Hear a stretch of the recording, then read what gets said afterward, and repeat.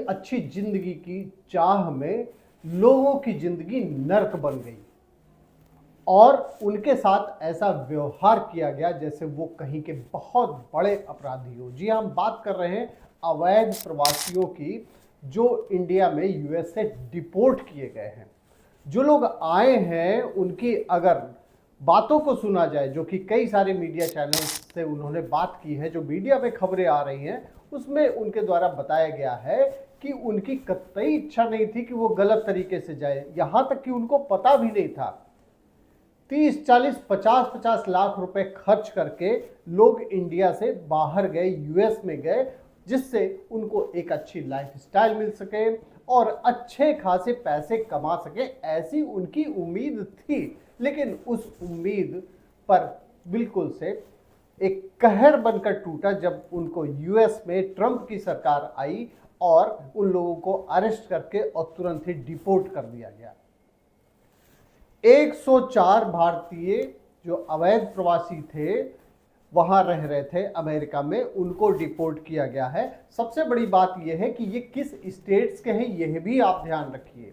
ये बहुत ही चौंकाने वाले आंकड़े हैं। जैसा कि आप देख रहे हैं, गुजरात और हरियाणा के 33 लोग हैं। सोचिए, गुजरात के बारे में क्लेम किया जाता है कि गुजरात बहुत ही डेवलप्ड स्टेट है, उसके बावजूद वहां लोग जा रहे हैं और पैसे देकर जा रहे हैं। हालांकि उनको ये नहीं पता होता था कि एजेंट जो लेकर जा रहा है वो गलत तरीके से लेके जा रहा है।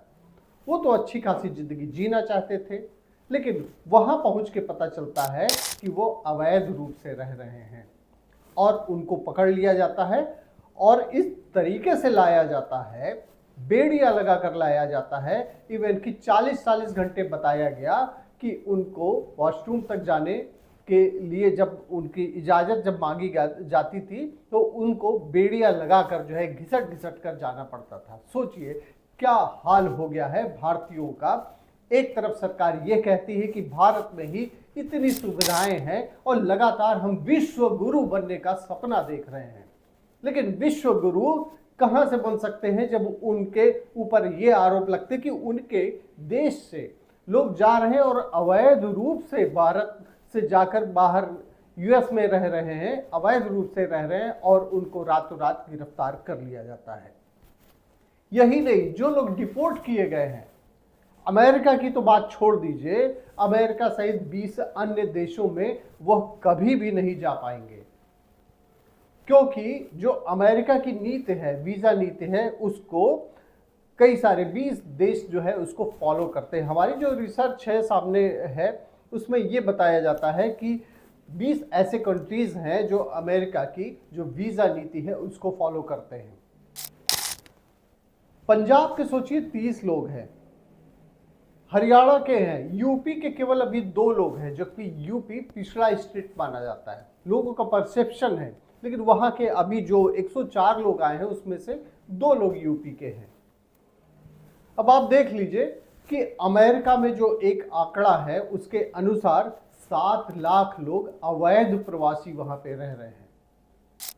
7 लाख लोग, सोचिए कि धीरे धीरे ये डिपोर्ट किए जाएंगे। और यही नहीं कि आज नहीं डिपोर्ट किए गए, आज तो खबरें बड़ी आ रही हैं, लेकिन 2018 से लगातार 5000 से ज्यादा लोगों को डिपोर्ट किया जा चुका है।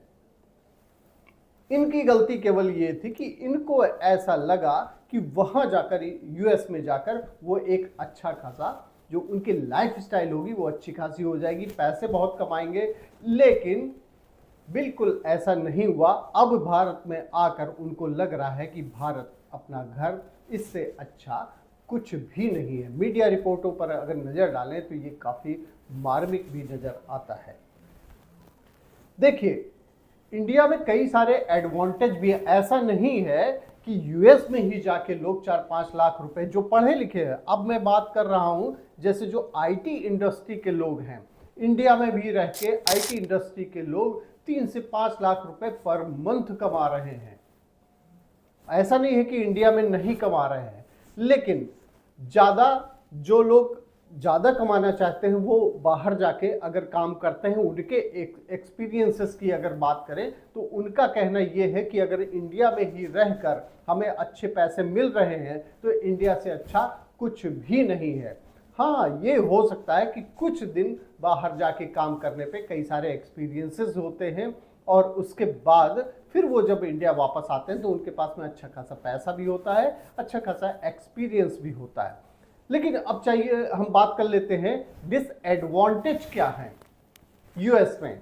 डिसएडवांटेज ये है कि आपके पास में पैसा तो अच्छा खासा हो जाता है, लेकिन आपको छोटे छोटे कामों के लिए खुद उसको करना पड़ता है। फॉर एग्जाम्पल, अगर आपको प्लम्बर की जरूरत पड़ जाती है तो खुद उस चीज़ों को करना है। इंडिया में क्या है, इंडिया में आप छोटा सा एक कॉल करते, कई सारी कंपनीज है जो आपको सर्विस प्रोवाइड कर देती है, नहीं तो आप जो है डायरेक्ट ला के किसी को भी अपना काम करा सकते हैं। मेड हम अपने यहाँ जो है इंडिया में देखिए कितना इजीली अवेलेबल है। यूएस में लोग मेड नहीं रखते, अगर रखते हैं तो वो काफ़ी कॉस्टली हो जाता है। इसलिए वहाँ की लाइफ स्टाइल में और इंडिया की लाइफ स्टाइल में बहुत ज़्यादा डिफरेंस है। अब चलिए हम बात कर लेते हैं एक इम्पॉर्टेंट पॉइंट पे कि अमेरिका ने ऐसा क्यों किया कि जो उनका आर्मी का एयरफोर्स का जो प्लेन था उससे ही क्यों भेजा। देखिए, यूएस एक संदेश देना चाहता है, एक संदेश से उसने कई सारे देशों को भेजा जो वो डिपोर्ट किया, वो इसमें जो एयरफोर्स है उसके प्लेन से भेजा गया है। ये काफ़ी कॉस्टली भी है, लेकिन एक संदेश देना चाहता है यूएस की जो भी अवैध रूप से यहाँ रह रहे हैं उनको इसी तरीके से बाहर निकाला जाएगा। और ये पहला स्टेप नहीं है। एक चीज़ आप और समझ लीजिए कि यूएस में क्या है कि जो लोग बाहर से जाके, खास करके जो इंडियंस है काफ़ी टैलेंटेड हैं, तो यूएस के जो वहाँ के रहने वाले लोग हैं उनको ये लगता है कि उनकी नौकरियों पर ज़्यादा कब्जा इंडियंस का हो गया है। तो आप ये मान के चलिए कि अगला स्टेप क्या होगा कि जो आईटी इंडस्ट्री या अन्य इंडस्ट्रीज में जो लोग इंडियंस वहाँ पे वैध रूप से भी काम कर रहे हैं उनकी भी नौकरियों पर संकट आ सकता है। चलिए एक इंपॉर्टेंट पॉइंट पर और बात कर लेते हैं कि आखिर में इतना सब कुछ हो जाने के बावजूद अभी तक गवर्नमेंट ऑफ इंडिया ने क्यों नहीं इस पर कुछ बोला,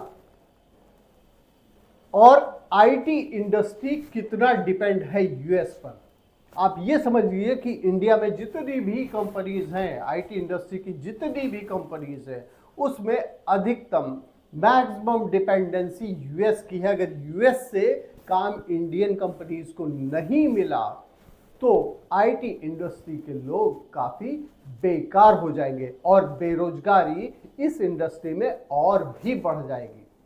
तो सरकार किसी भी तरीके से बहुत स्ट्रॉन्ग पॉइंट इस पे नहीं रख पा रही है, क्योंकि एक तो अवैध रूप से जो इंडियंस गए उनको प्रोटेक्ट नहीं कर पा रही है, दूसरा इंडिया में माहौल ऐसा ना बने कि यहाँ भी नौकरियाँ खत्म हो जाए, इसलिए यूएस से वो बहुत ज़्यादा बिल्कुल पॉइंट टू पॉइंट बात नहीं कर पा रही है। तो इस तरीके से जो डिपोर्ट किया गया है इसमें कई सारे संदेश हैं और इंडिया की डिपेंडेंसी आईटी सेक्टर में जो कुछ है वो आप ये देख रहे हैं कि ज़्यादा से ज़्यादा जो काम मिलता है वो यूएस से ही मिलता है, इसलिए इंडिया इस बारे में कुछ भी नहीं बोल पा रहा है। 12 को अमेरिका प्राइम मिनिस्टर जा रहे हैं। अब देखने वाली बात होगी कि क्या इस बारे में प्रधानमंत्री नरेंद्र मोदी यूएस में बोलते हैं कि नहीं बोलते हैं, क्योंकि बहुत कुछ डिपेंड ये करता है कि जो ट्रेड है इंडिया और यूएस का, इसका किस तरीके से कहीं निगेटिव इम्पैक्ट ना पड़े, यह भी गवर्नमेंट को देखना होता है। तो कई सारी ऐसी चीज़ें, कई सारे छोटे ऐसे देश थे जिन्होंने रिटेलिएट कर दिया कि इस तरीके से कोई वो अपराधी नहीं थे, क्यों डिपोर्ट इस तरीके से किया गया, बेड़ियाँ लगाकर, हथकड़ियाँ लगाकर क्यों किया गया, लेकिन इंडिया ने अभी तक इस बारे में कुछ भी नहीं बोला है। तो ये थी हमारी आज का जो एक्सप्लेनर था, इस पॉइंट पे था कि यूएस जो डिपोर्ट कर रहा है, जो अवैध प्रवासी हैं, वो क्यों कर रहा है और इसका क्या फर्क पड़ेगा। बहुत बहुत धन्यवाद आपका आपकी खबर राजनीति देखने के लिए। थैंक यू फॉर वॉचिंग आपकी खबर राजनीति।